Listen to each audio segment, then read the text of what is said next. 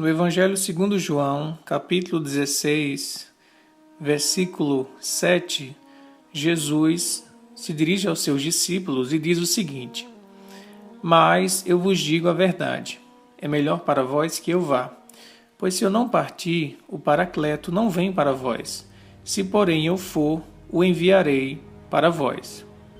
E no versículo 13, do mesmo capítulo 16, Jesus diz: Quando, porém, aquele vier, o Espírito de verdade, vos guiará em toda a verdade, pois não falará de si mesmo, mas falará o quanto ele ouvir e vos anunciará o que há de vir. O tema do Consolador, do Espírito de verdade, ou do Paracleto, como nós usamos às vezes em português, é um tema que causa uma dificuldade de entendimento para muitas pessoas, em especial em relação ao Espiritismo. É um tema que nós falamos muito, porque nós nos consideramos, enquanto movimento espírita, representantes desse Consolador.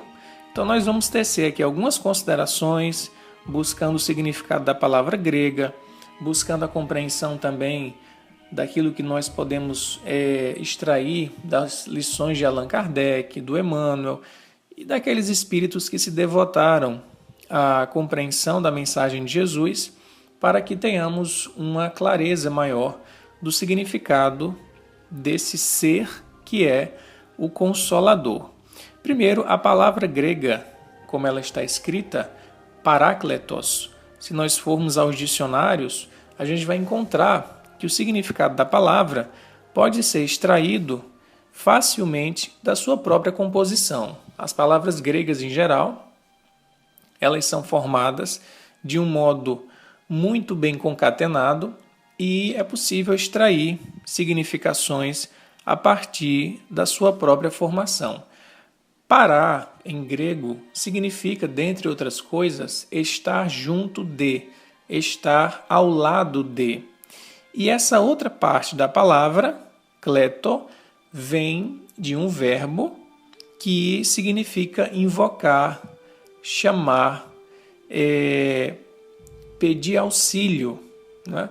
Então, a palavra parakletos seria, ou poderia ser traduzida como aquele a quem se chama para junto de si a fim de prestar um auxílio. Tanto é que no latim essa palavra é traduzida por advogado, que é uma palavra que nós conhecemos muito.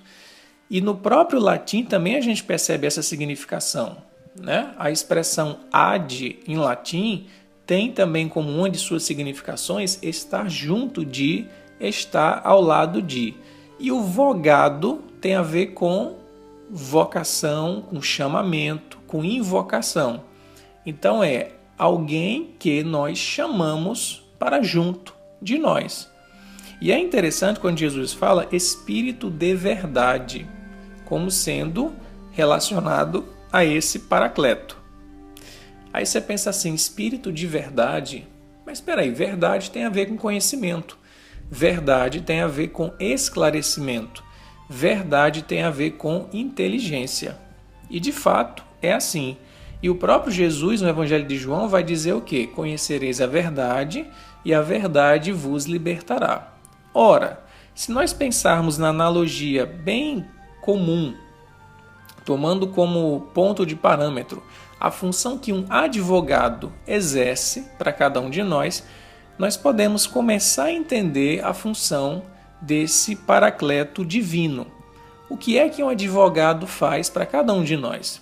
Se eu, por exemplo, que desconheço as leis trabalhistas e sofro algum tipo de prejuízo na empresa que eu trabalho, eu não conheço as leis. Eu preciso de alguém para me auxiliar, para me instruir, para me esclarecer sobre os meus direitos. Quem é esse alguém? O advogado. Então eu chamo para junto de mim uma pessoa que tem, primeiro, competência reconhecida, segundo, disposição de trabalho de auxílio e terceiro, que tem um compromisso de resolver o meu problema e vai fazer de tudo para resolver esse problema. Esse é o advogado. É alguém que nós invocamos, que nós chamamos quando as nossas próprias forças ou as nossas capacidades intelectivas para solucionar uma equação, uma dificuldade na vida, não dão conta. Então eu preciso chamar, preciso levantar a mão e dizer, por favor, alguém me ajude, porque eu sozinho não consigo dar conta do problema. Essa é a função, no sentido mais nobre, no sentido mais essencial, de um advogado, ou seja, aquele que é chamado para junto de alguém para prestar um esclarecimento, para prestar um auxílio. Da mesma forma, a gente agora indo para o plano espiritual, nós consideramos o papel do paracleto, ou do parácletos, né? A expressão em grega, ou do consolador, como nós usamos mais, em relação ao papel do espiritismo. O que é que o espiritismo faz com cada um de nós? Nos esclarece, nos mostra a verdade, soluciona os nossos problemas no aspecto interior, né? Ele não tira de nós as provas nem as dificuldades, como advogado. O advogado, quando chega junto a nós, ele não tira aquele problema da empresa. Ele não diz assim, está aqui os 10 mil reais na sua conta que a empresa devia a você. Ele não faz isso. Ele mostra os caminhos legais, ele vai apontar o que a lei permite, ele vai direcionar você a seguir os passos da lei para que você chegue onde você deseja chegar e receba o benefício. Da mesma forma acontece com o consolador espiritual. Quando estamos em prantos, em aflições, em dificuldades, quando a nossa inteligência não consegue vislumbrar a solução do problema e nós invocamos, olha só como cada palavra dessa tem um peso e um significado. Quando nós chamamos pela espiritualidade superior, que é esse conjunto de espíritos nobres, que são, na verdade, como está escrito no Evangelho segundo o Espiritismo, o exército do Senhor, que como estrelas do céu vem à terra. Quando nós invocamos esses seres, o que eles fazem? Como advogado terreno, eles vêm até nós. Só que não vão cobrar honorários, né? Não vão cobrar nenhum tipo de remuneração material, porque o trabalho é de pura caridade e de pura dedicação espiritual em favor do nosso melhoramento. É um trabalho de compaixão. E aí as analogias vão deixando de ser instrutivas, né? Porque a gente sabe que o trabalho material do advogado ele tem uma série de questões que precisam ser atendidas do ponto de vista material. Mas a base é a mesma. É um ser que você chama para junto de si porque você não dá conta sozinho. Então, o paracleto que Jesus fala aqui no Evangelho de João, esse espírito de verdade que nós no Espiritismo entendemos no sentido bem mais amplo, né, da espiritualidade maior, que nos ajuda a esclarecer os mistérios da alma, os mistérios da vida e da morte, os mistérios do sofrimento. Esse paracleto é justamente o ser espiritual que nos socorre quando nós não conseguimos resolver as nossas dificuldades. E esse socorro pelo esclarecimento, e aí está uma sutileza muito importante, porque não é um socorro qualquer. Não é chegar assim e dizer, você está sofrendo porque você perdeu sua mãe? Eu vou fazer sua mãe ressuscitar para você não sofrer mais a perda afetiva. Ele não faz isso. É como advogado. O advogado não coloca 10 mil reais na sua conta. Ele vai apontar o caminho da lei. O que é que a espiritualidade faz conosco quando nós a invocamos? Ela nos dá a compreensão do porquê tal fato aconteceu. Isso é esclarecimento intelectual para que o nosso coração sossegue. E aí vem a consolação. A consolação é a última etapa do processo. A primeira etapa é de esclarecimento pela nossa inteligência, porque nós somos espíritos e o espírito é um ser inteligente. Nós compreendemos que na natureza há um conjunto de leis e que nada acontece sem a vontade de Deus, ou como diria Jesus, nenhuma folha cai sem a vontade de Deus. Então há um conjunto de leis no universo. Assim como há um conjunto de leis que regulam as relações trabalhistas, as relações civis, as relações penais, etc, etc. Nós é que desconhecemos. Então, quando nós buscamos um centro espírita em busca de consolação, o que nós recebemos no centro espírita? Esclarecimento. Eu não sabia que existia uma lei de causa e efeito, então por isso que eu estou sofrendo essa provação de viver sozinho afetivamente. Eu não sabia que existia um processo de reencarnação no qual eu preciso resgatar débitos do passado, muitas vezes com mutilações no meu corpo. Eu não sabia que esse filho problemático que eu tenho, na verdade, é um resgate do passado. Então, nós somos esclarecidos pelo Espiritismo, e esse esclarecimento pela verdade, nos dá o consolo. Mas o filho problemático vai permanecer do seu lado, a sua limitação orgânica vai permanecer no seu corpo, a sua dificuldade de relacionamento vai permanecer porque são as provas. Mas você vai entender o porquê delas no mecanismo da lei universal.